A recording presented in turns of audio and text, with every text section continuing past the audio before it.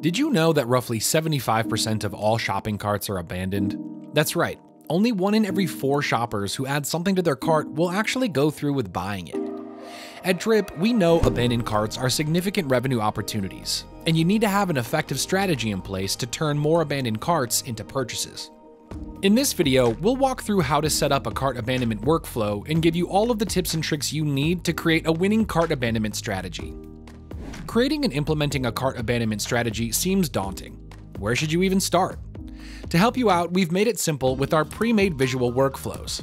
Workflows are customer journeys that automatically respond to what someone is doing with your store, like adding stuff to a cart and leaving your site. Instead of leaving you to figure out everything on your own, we have a library of pre-made workflows to get you started. Click on the link below to install our pre-made cart abandonment workflow. Then let's start making it work for your store. Click Install this workflow and select your Drip account. You'll be redirected to the workflow editor once installed. The triggers at the top provide ways for people to enter this workflow. Whenever someone abandons their cart, these events are sent to Drip from your e-commerce provider, and they'll enter the workflow automatically. After someone triggers a workflow, they will continue to move downwards through it as time passes, actions are taken, and more. Workflows are dynamic journeys that respond to each person's behavior. In this workflow, after someone abandons their cart, we've set up a delay of 1 hour to maximize impact in recovering abandoned cart revenue for you, but you can modify the timing by clicking Wait 1 hour. Below the delay, click on the Send an email step to customize your email. Verify your sender information to ensure your email lands in the inbox.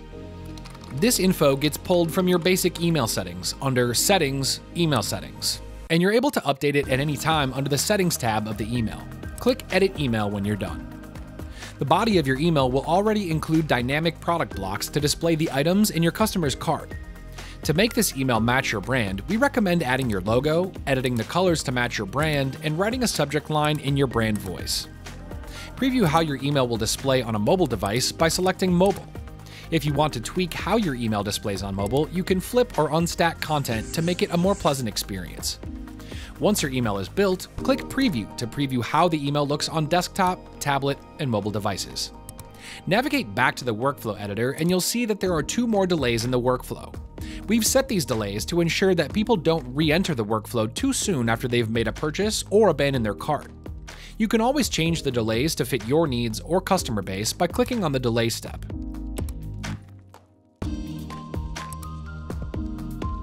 And if someone makes a purchase while they're in this workflow, they'll hit the Placed in Order goal at the bottom of the workflow, which pulls them down past any remaining steps and to the workflow's exit. This ensures that your customers won't receive any messaging that's not relevant to them anymore after making their purchase. Once your email is written, your delays are set, and this journey is looking just how you'd like, click Start Workflow to start automating your abandoned cart emails. After your workflow has been active for a few days, remember to check the workflow dashboard to see how you're doing. The workflow dashboard is your hub for everything from lifetime engagement stats for each email to total revenue earned and number of orders attributed. Now, let's go get those carts back.